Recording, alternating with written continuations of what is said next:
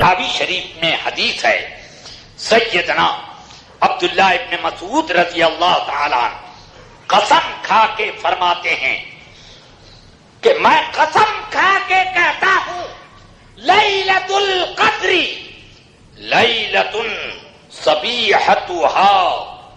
صبیحتها البدر، کہ شب قدر وہ رات ہے جس رات کی صبح جنگ بدر ہوئی تھی۔ سمجھ گیا یہ جنگ بدر کتنی قیمتی کہ حضرت سیدنا عبداللہ ابن مسعود وہ ہیں کہ جن کے بارے میں ابو داؤد اور ابن ماجہ اور حدیث کی دیگر کتابوں میں یہ لفظ ہے رسول پاک کا فرمان کہ رضیت لامتی ما رضی بہ ابن ام عبد، میں اپنی امت کے لیے ان باتوں پر راضی ہوں، خوش ہوں جس پر عبداللہ ابن مسعود خوش ہے۔ وہ عبداللہ ابن مسعود کہتے ہیں کہ قسم ہے کہ شب قدر وہ رات ہے جس کی صبح کو جنگ بدر ہوئی۔ اب 17ویں رات یہ ان کے کہنے کے مطابق شب قدر ہے، اور اس اعتبار سے بھی اگر دیکھا جائے تو شب قدر ہو رہی ہے کہ قرآن میں فرمایا انا انزلناہ فی لیلۃ القدر، ہم نے قرآن کو شب قدر میں اتارا، اور اترا کب؟ سب سے پہلی وحی قرآن کی رسول پاک پر 17 رمضان کو اتری۔ قرآن کی سب سے پہلی وحی میرے آقا پر کب اتری؟ 17 رمضان کو۔ تو ہم نے اتارا قرآن کو شب قدر میں، تو یہ بھی سمجھ میں آتا ہے کہ چونکہ قرآن کا نزول شروع ہوا شب قدر میں 17 رمضان کو، تو اس لیے اس اعتبار سے بھی ہونا چاہیے۔ مگر آقا کائنات صلی اللہ علیہ وسلم نے باپ کی حدیث میں کچھ اور بات فرما دی۔ بخاری شریف میں حدیث ہے، فرماتے ہیں آقا کائنات صلی اللہ علیہ وسلم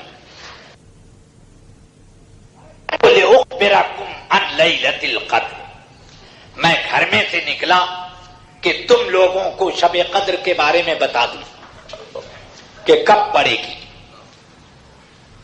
فتلاها فلان و فلان، یہ اور وہ لڑ گئے، کعب ابن مالک اور عبداللہ ابن ابی حضرت میں مسجد میں لڑائی ہو گئی۔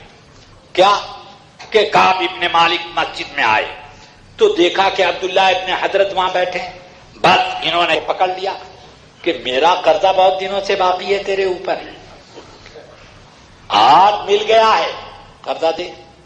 وہ کہا ہو تب نہ دوں، نہیں دینا پڑے گا، ادھر ادھر کٹا کٹا کہاں رہتا ہے، دینا پڑے گا، کہیں گے نہیں۔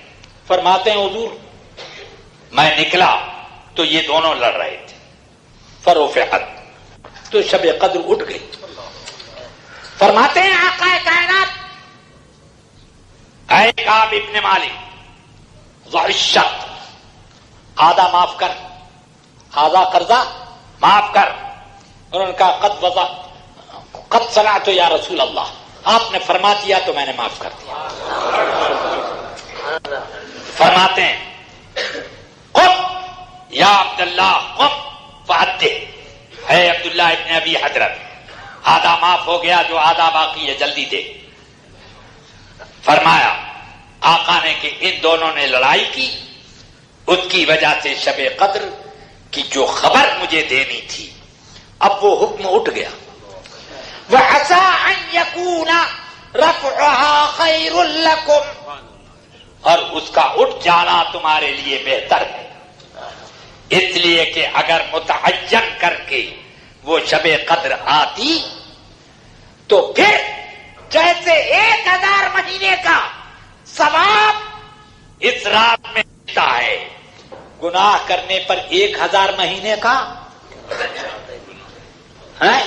عتاب بھی ملتا، اور 7 باقی رہیں تو اب یہ کون سی ہوئی؟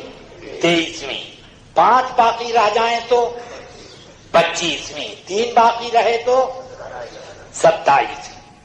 مگر اس کا یہ مطلب نہیں ہے کہ شب قدر اس کے علاوہ میں نہ پڑے گی، پڑھ سکتی ہے پورے رمضان میں کسی طرف بھی۔